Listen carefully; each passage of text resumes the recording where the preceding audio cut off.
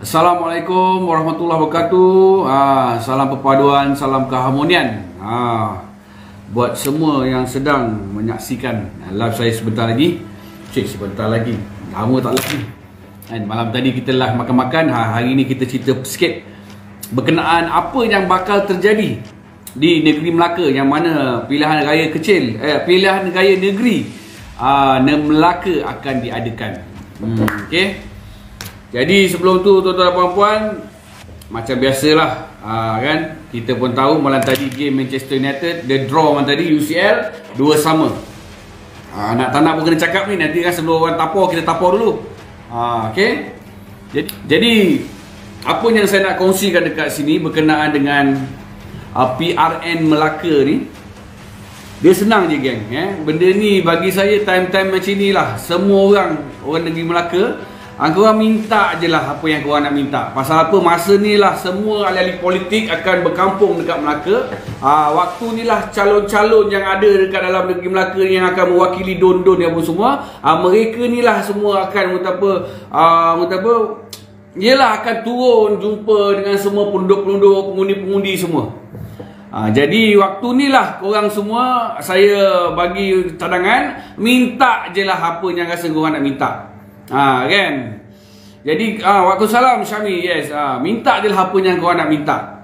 Contoh kalau nak minta jambatan ke, nak minta apa, betulkan tanah di jalan apa, tanah dalam kampung ke, jalan tar ke apa ke, minta je lah. Waktu-waktu ni je lah yang mereka ni akan layan korang. Lepas ni memang confirm hilang ni. Ini biasa. Saya bukan cakap thank you Adi, saya bukan nak cakap sebelah pihak sini ke, sebelah pihak sini ke, tapi ini memang kita tak boleh nak sorok lagi, tak boleh nak kita tak tolak lagi. Kebanyakan macam tu lah ahli-ahli politik dalam negara kita ni geng. Okay? Jadi kalau kata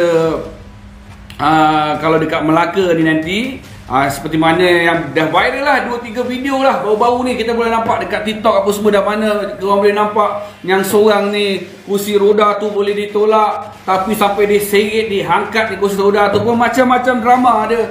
Yang lepas tu dibuatnya pula tiba-tiba konon-kononnya pasar drive tu lah, apa semua beli barang, sampai kempen sekali dekat situ, jangan lupa abah undi dah lambang ni apa semua, macam-macam. Jangan macam-macam. Memang kalau korang tengok kan, inilah drama-drama PRN, yang mana bagi saya PRN negeri Melaka ni adalah tempat mereka masing-masing, ketiga-tiga pihak ni, di antara Barisan Nasional, Pakatan Harapan dan juga Perikatan Nasional ni, nak cuba tengok siapa yang power dalam keadaan macam ni.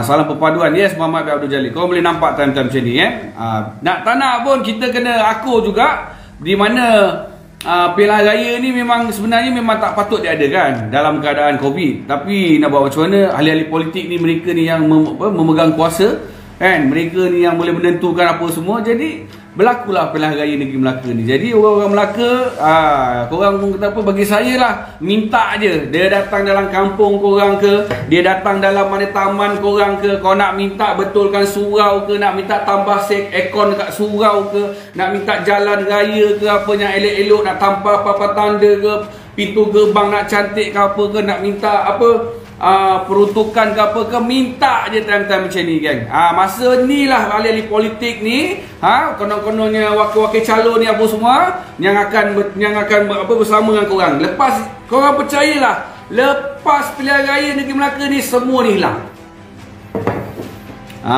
Semua ni hilang. Ini saya bukan nak cakap satu pihak kan, tapi bagi saya ni majoriti. Kita dah berapa lama dah hadap.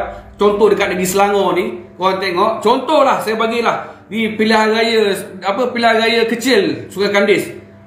Waktu tu baru-baru lagi bertukar kerajaan. Sampai sekarang ni nak jumpa YB pun susah. Ini bukan nak balon ke tidak, tapi kenyataan.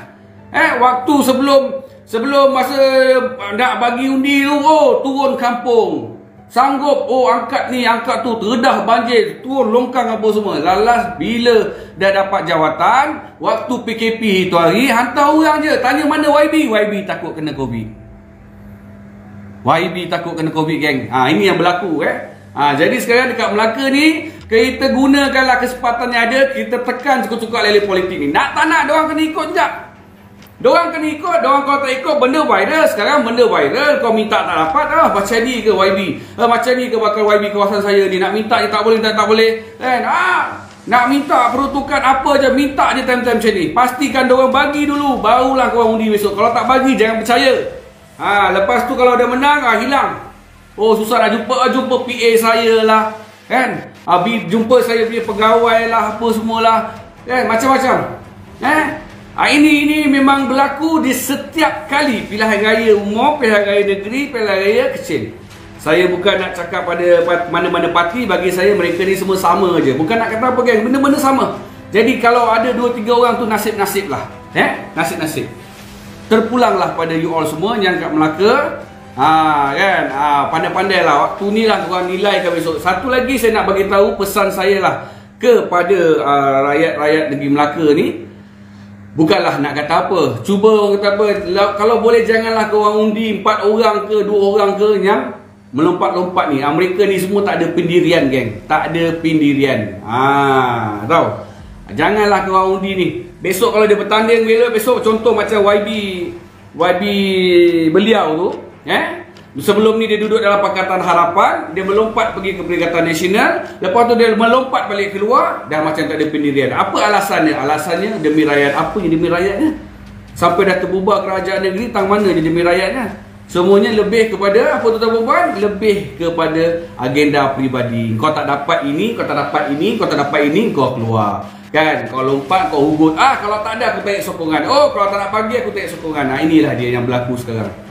Nak minta balai raya kan, minta kepada pengurusi ke persatuan ke NGO ke apa ke yang mana ada pengaruh dalam kawasan-kawasan setempat ni, tu besok bila calon ni turun ke, parti politik ni turun ke apa ke, minta kepada JKKKKKKK minta je. Kalau tak nak bagi, kita tak nak undi, kita tak nak keluar undi. Biarlah kalah tak apa. Minta je. Pasal apa? Diorang membawa peruntukan. Peruntukan tu untuk disalurkan kepada rakyat di dalam kawasan tertentu ni. Itu kena ingat. Assalamualaikum. Sekarang hancur. Betul. Ini saya cakap. Okay? Satu lagi, Melaka ni, dia ada satu menjadi, kita semua orang akan melihat kat Melaka ni. Mana tengok.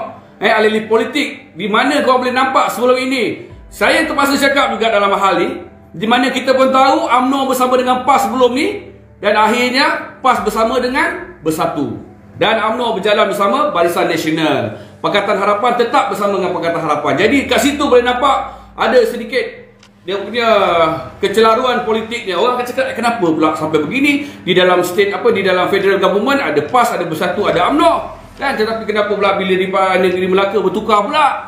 Inilah dia kecelaruan politik sekarang. Tapi itu lantak diorang pergi meninggal kat sana. Yang penting sekarang ni, bila diorang datang kat tempat korang semua nanti, korang minta je lah apa-apa. Pasal apa? Selepas itu, selepas ni yang menang ke, yang kalah ke, memang akan hilang. Ini normal. Okay? Cuba minta, tapi minta lah yang berfakta, minta lah yang minta benda yang Waalaikumsalam kak minta benda-benda yang berfakta lah orang cakap, yang logik. Janganlah minta mengarut. Kalau jalan dalam kampung korang tuta dia dah berapa lama tak minta ada kereta, minta tak. Jalan dalam kampung tak ada lampu, sebelum dia ada lampu tapi tak ada lampu, minta betulkan lampu. Mesti boleh dapat je geng. Kan? Ini memang biasa terjadi dia. Pasal apa? Kalau korang tunggu, saya berjanji kalau saya menang dalam kawasan ni, saya akan pastikan jalan tar ni akan ada. Jangan korang percaya, itu semua temerang main kaki. Kau suruh dia buat, ada masa 10 hari kan, 10 hari dalam kontraktor pupang 5 hari boleh settle kerja tu, tak ada masalah. Jadi di kat sana nanti, kalau jumpa calon daripada Barisan Nasional, jumpa calon daripada Pakatan Harapan, jumpa calon daripada Perikatan Nasional, korang nilaikan sendiri, korang tengok sendiri dia ni boleh buat kerja ke tak boleh kerja, ataupun kalau boleh kau tengok minta apa dulu sebelum diorang meninggal. Meninggal tu maknanya sebelum diorang kalah lah. Sapu dulu. Lagi satu saya nak beritahu, kalau pihak Barisan Nasional bagi, Perikatan Nasional bagi, Pakatan Harapan bagi, apa yang dibagi, ambil. Ambil, jangan tolak, ambil. Undi korang rahsia. Itu kita nak bagi tahu. Jadi saya nak bagi tahu, okey, Ismail Mahasan betul. Ingatlah anak muda zaman BN dah rasa. zaman PH pun dah rasa, zaman PM pun dah rasa. Korang rasa mana yang elok, mana yang bagus, terpulang. Korang nilaikan sendiri. Saya bukan suruh korang undi apa calon daripada parti ni ke, tidak. Saya cuma bagi pandangan, nilaikan sendiri. Jangan sampai terpedaya seperti mana yang berlaku pada PRU 14 lepas. Korang boleh nampak, kau salah pilih calon ni lompat sana, calon ni lompat sini. Kerana apa? Kerana atas kepentingan peribadi. Bila kita tanya, alasan dia, demi rakyat. Demi rakyat saya terpaksa keluar parti, demi rakyat saya terpaksa tarik sokongan. Bukan pasal demi rakyat, tuan-tuan dan puan-puan, kerana kepentingan peribadi mereka ni. Kerana kepentingan peribadi dia. Kita undi dia berdasarkan kepercayaan kita kepada dia. Tapi bila dia undi, bila dia dapat jawatan, dia melompat sana sini. Ini yang bahaya. Jangan saya harap korang tengok nanti kalau orang-orang ni bertanding balik, janganlah korang undi. Betul saya cakap. Tak ada gunanya, tak ada faedahnya. Terpulanglah pada you all apa semua. Jadi ini yang saya nak bagi tahulah berkenaan dengan PRN Melaka, dan saya akan cuba ingatkan sampailah besok pilihan raya besok. Saya akan cuba buat live setiap hari untuk mengingatkan semua kawan-kawan kita yang berada kat Melaka, supaya jangan suka-suka orang kata apa terpedaya. Jangan terpedaya. Saya takut pasal apa, orang politik ni pandai dia main dia punya peranan, dia pandai. Okey, yang tengok baru-baru ni video, aku tak tahulah siapa nama dia orang panggil mak jargon. Kursi roda tu, kita tunjuk kursi roda tu boleh ditolak. Dia punya wayang politik ni boleh ditolak tau. Kau nak wayang pun agak-agak lah, janganlah nampak sangat berbalung. Dia tolak, boleh tolak. Tapi dia bukan tolak daripada belakang. Orang dari belakang sekarang dia seret benda tu. Macam kat anti tu berat sangat. Kesian anti tu, popular satu Malaysia. Terbaik anti kan. Macam kat anti tu berat sangat sampai dia seret ni. Benda tu boleh tolak kot. Jadi kena faham kan, kena faham benda ni. Ini adalah satu wayang yang mana kau boleh nampak. Tapi besok kalau bukan pilihan raya ke, mampus kering lah kau. Tak ada makna nak dilayan macam tu lah. Engkau tengah duduk tengah panas kursi roda macam ni, tak ada makna nak dilayannya. Dia lalu bawa kereta reskot, buat tak erti, buat tak nampak je. Tapi kalau sekarang tuan-tuan puan-puan, kalau kau tengah jatuh tengah motor, kau tengah tolak motor tu pergi jalan, dorang lalu, dorang berhenti, dorang ambil gambar, bantu apa salah seorang penduduk kawasan ni hantar minyak habis, hantar sampai rumah tuan-tuan puan. Betul saya cakap, ini biasa. Tapi kalau kena hari biasa, kau minyak kau habis, dia buat tak reti, lalu saya dah lambat pergi meeting. Kita dah lambat pergi meeting. Ini biasa. Jadi kena pandai lah, memikirkan siapa. Korang boleh nampak drama ni, drama baru ada 2-3 drama. So nanti untuk pilihan raya Negeri Melaka ni, saya pasti akan banyak lagi drama, yang mana kerajaan MKN ataupun KKN telah mengeluarkan notis tidak membenarkan perhimpunan berkenaan dengan politik. Jadi mereka ni akan cari jalan macam mana nak masuk kawasan kampung, nak buat drama. Pandai-pandai diorang lah, tak kisah. Yang penting jaga SOP tu.